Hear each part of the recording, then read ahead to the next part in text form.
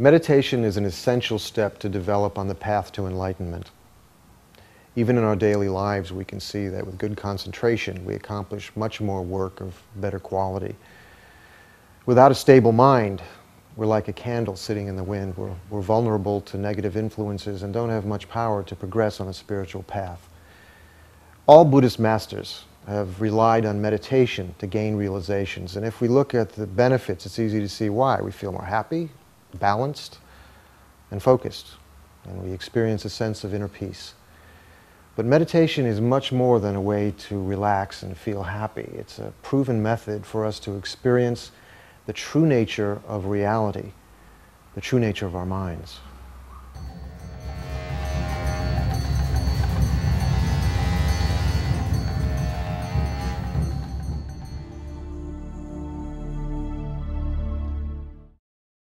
The beneficial results of any positive action that we do can be vast or limited depending on our motivation. And this is just as true of meditation as it is of any other spiritual activity that we undertake. If, for example, our motivation focuses primarily on our own concerns and needs in a self-centered kind of way, then the positive results of this will be very limited. If, on the other hand, we focus more on becoming better persons, able to bring peace and happiness and harmony to those around us, then the beneficial results of this kind of meditation will be very vast indeed. Therefore, at the beginning of this second program in our series, How to Meditate, in which you'll be learning the skills of meditation, it's especially important to generate a positive and altruistic motivation, wishing to become a better person in order to be able to bring well-being, peace, and happiness to those around you.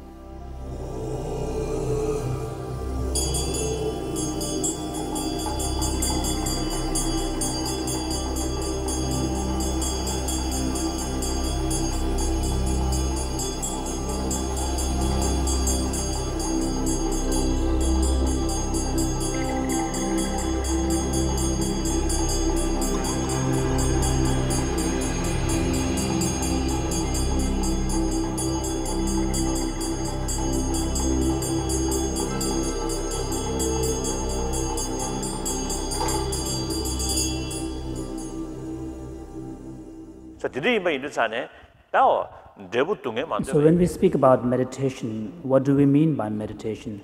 Meditation is a discipline where you cultivate certain familiarity with the chosen object of meditation.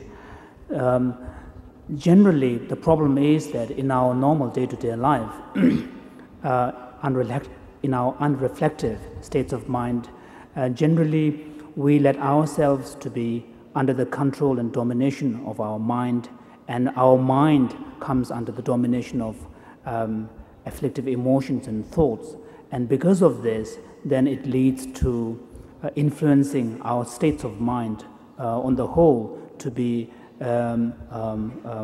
overwhelmed by destructive and negative emotions and thoughts, which then perpetuates the whole cycle of problems, confusion, suffering, and so on.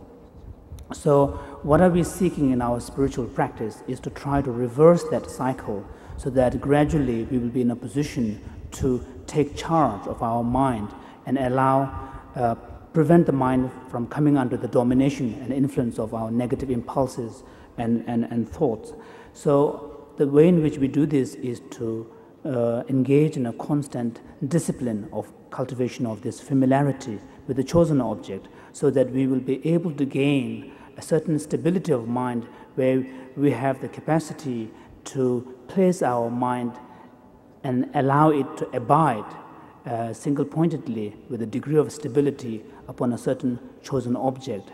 And here, when we speak about chosen object, we are of course talking about a positive object upon which we direct our thoughts and then cultivate familiarity with it, so that in this way, gradually, we will be able to reverse the cycle. And this is the actual meaning and purpose of meditation in the Buddhist context. Therefore, we observe that the process of change that takes place within us is gradual. Similarly, when we are trying to dispel certain states of confusion or misunderstanding or misperceptions with regard to reality. Again, that sort of process of illumination, the process of dispelling, comes through in a gradual way. Again, we can observe from our own personal experience. So in the actual process of meditation, there are principally two approaches. One is the analytic meditation, the other one is placement meditation or absorptive meditation. So in a sense, we are all familiar with the practices of analytic meditation and absorptive meditation. So what, as spiritual practitioners, what we are trying to do is to apply this very mechanism which we are all naturally familiar with onto a completely new area in a realm where we do not cultivate such familiarity, the realm of spiritual practice, the realm of enhancing positive qualities within us.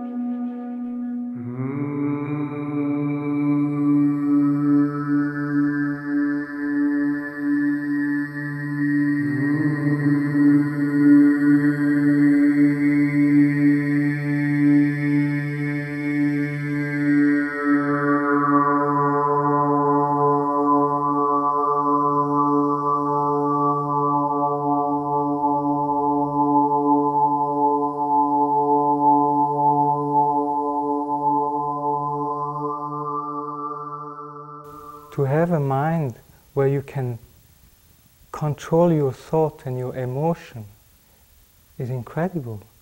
Without speaking about getting spiritual realization, just to be able to say stop to the thought when you want, to say stop to the emotion when you want, to have that capacity to be master of your own mind, to be able to say, oh, these thoughts stop, these emotions stop, now I have enough of you. And to be, whenever you want, you can stay still, So to have this capacity is an incredible, peace of mind, an incredible advantage, Suddenly you become master of your own mind. If you want to develop any qualities of mind, you need some mindfulness, some continuity in what meditation you do, For example, you meditate on love. If your mind of meditating on love gets constantly interrupted by other thoughts, there's no way that you will have the ability to develop a strong love, Same thing if you meditate about the nature of reality, how things really exist. If you have this inquiring mind which follows a stream of thought and wants to reach a conclusion and stay on it, you have to have had a concentrated mind which is able to follow the analysis without being distracted. And once you reach a conclusion, to look at it and see what it implies. You must be able to stay on the conclusion of your analysis and see what it implies, how it changes your whole worldview, based on that conclusion you have reached. So in order for that to function, again, you need to have a calm mind.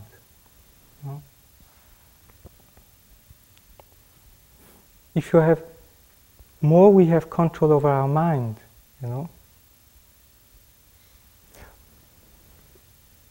What happens is that instead of going constantly up and down like a yo-yo, being overly excited when something good happens and completely depressed when things go wrong, our usual mind, So with concentration, your mind becomes much more even. That evenness of mind actually is a type of joy, a type of peace, which is so pleasant. Much more pleasant actually than even the excitement of pleasure. To have this still inside, is much more pleasant than having good news and good things happening out there. With time, we see that what we call pleasure, excitement, actually is a form of suffering. It's not real happiness, it's excitement, and it's like boiling water. There's no peace, no serenity in what we call pleasure. You know? But this we see by practicing. So that's why I think effort put into concentration, into developing calm abiding, I think is very important. And we can do that in everyday life. It doesn't need necessarily to go into retreat to do that. You know, you just know how to go about it, and you have to know how to integrate it into your everyday life. In order to develop calm abiding, there are certain conditions, you know, which help. So all these conditions we can gather in our everyday life. You know, we don't need necessarily to go to a complete isolated place. It just means having little desire, be content with one's life situation, you know, and have a little bit of peaceful environment. You know. So even though one might have a family life, still we can wake up an earlier before everybody else and do some calm abiding then, you know, or at the evening when everybody's at bed, or when the children are at school or something like that. One can find a place, a time in a day, you know, if one wants it, for a peaceful meditation. So the first is to have, you see, wishing to do the meditation, you know, by seeing its advantage, then developing the determination, I'm going to do it, and for such amount of time I'm not going to lose the object, you know, and then is to develop the mindfulness of holding the object without losing it. And once you're able to do that, then you use introspection to check the quality of your concentration. And then to make it more precise, you know, if you're prone to dullness, then you hold the object more intensely. If you have too much excitement, you lose, you know, you relax it to be the grip on your object. You know, and like that, slowly you find the middle way, you know, and you're able to hold on to it. So that's a little bit the process, how one goes about it. And by doing that, you know, one goes through 9 stages. Just in brief, I will go a little bit over that. So when one starts meditating on calm abiding and sits down, you know, and say, okay, I'm going to meditate for 10 minutes, you know. For 10 minutes, you know, I will hold this Buddha image or watching the breath, you know. So at the first stage, one said, wow, what a mess, you know. One realized that one hardly ever finds the object, you know. During the whole session, you know, oh yes, you know, oh, I'm supposed to watch my breath. And the mind goes all over the place, you know. So just from time to time, actually, you remember you're supposed to watch the breath. But your mind, most of the time, is going all over the place, you know. So this is the first stage of meditating on calm abiding, you know. Is that, you know, it's called placing the mind. It's actually trying to bring the mind onto the object in the first place, you know. So the whole session is spent bringing the mind on the object, you know, because most of the time it's away. You know? So then the second stage is called placement with continuity. So there one is able to bring the mind on the object and stay it for a little while before losing it again. Right? So there is a continuity. Before there was no continuity at all. You know? You just bring it there, poof, it goes off. You bring it there, it goes off. You know? Here, there is a continuity. Then the third stage is called patch-like placement. So there, at the third stage, you're able to stay on the object for quite a while, you know. You stay on the object, and from time to time you lose it. But then, as soon as you lose it, you are aware that you're losing it, and you're able to bring the mind back. And then the fourth stage is called close placement. You know? So at the fourth stage, from the beginning to the end of your session, you don't lose the object at all. You know? During the whole session, you are able to hold on to the object. Right? There still is distraction and dullness, but one part of your mind never loses the object anymore. And then the fifth stage is called controlling.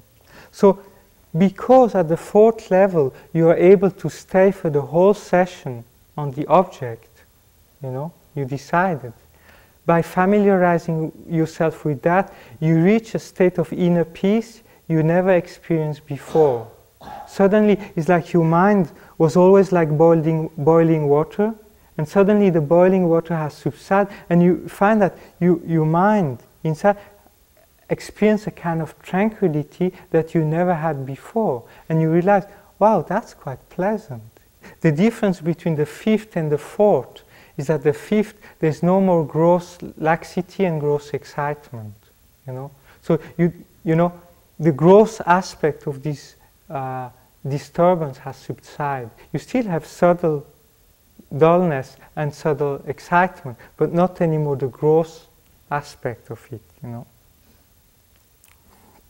And then the sixth is called pacifying. It's very difficult to recognize because the object is there, it's stable, you know, and it's clear. What is missing is the intensity of holding onto the object, you know. So in general, when one reaches that state, it's better to lean towards the side of subtle excitement than to lean towards the side of subtle laxity, because subtle excitement is easy to recognize.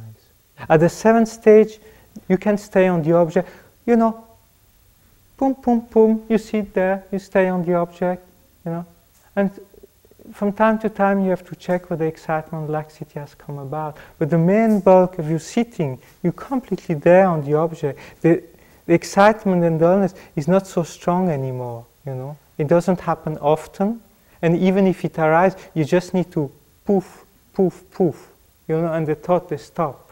You know, the emotion, they stop. It's a process from going from your ordinary mind, which has this thought and things like that, to go into your mind of calm abiding. So it's like entering into a tunnel or entering into something, you know. So you focus your mind on the object and you go to a certain stage to go into that mind of calm abiding. And then the ninth stage is called placement with equanimity. So there's no more effort, you know. As soon as you sit down, you know, you're so familiarized with that state of meditation, you just sit down and you're in that state, you know, for the whole session. You know, no matter how long, you can stay on the object without any excitement or any dullness. You know? So that's a fantastic state of mind. This is the ninth stage of calm abiding. It's not the fully qualified calm abiding. Then you have to cultivate that for a certain period of time. And then there's something which is, if you cultivate that, there's a transformation of your body and mind happening. There's a kind of physical bliss which arises and a mental bliss. You know? And this physical and mental bliss give rise to a special physical suppleness or pliancy or lightness about your body and a lightness about your mind. You know, a sharpness, a suppleness about the mind, a pliancy where you can apply your mind for anything virtuous you want, you know, whenever you want. The mind has always great enthusiasm, you know. It never loses enthusiasm for doing something positive, you know. So when this process has happened, you know, this physical and mental bliss has arisen, and then the physical suppleness and mental suppleness has arisen, you know, and gets stabilized, then this is called calm abiding. It's a very clear path. You know, it's very well put down, you know, and so you know exactly where you are, what's your problem, and how to face it, you know, to go to the next stage. So this you find, you know, in the Lamrim tradition, in the section on calm abiding, you know, you have an explanation in detail on that, you know. So, good luck.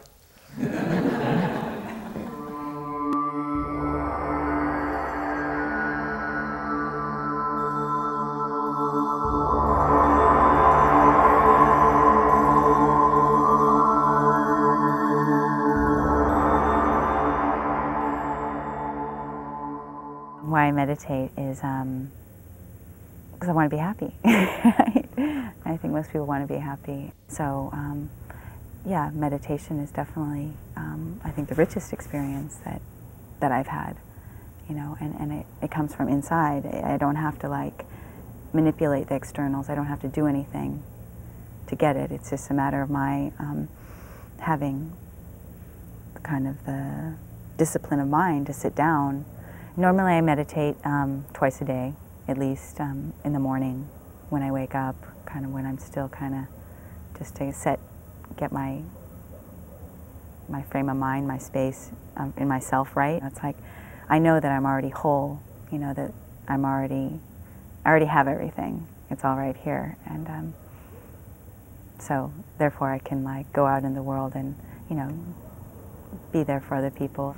By meditating, I feel, because of this heightened awareness, that I can almost sense my, if something's, you know, my own thoughts, like if I'm having negative thoughts about someone or kind of my own delusions, I can see them, you know, it's like, oh right, there's my delusion, and there's like this separation sometimes between the thought and kind of my awareness, watching the thoughts coming, you know, and it's kind of, you know, like, it's like a dream, you know, or watching my own hallucination, you know, there's this some sort of space between them where I'm not really identifying with everything. How that relates to my morality, it's like keeping a check on my actions, you know, my thoughts, you know, my words. If something's happening, I'm not like just, you know, jumping out and saying, reacting with harsh words. If I keep that, you know, like very spacious awareness, you know, it's like, this is all me, and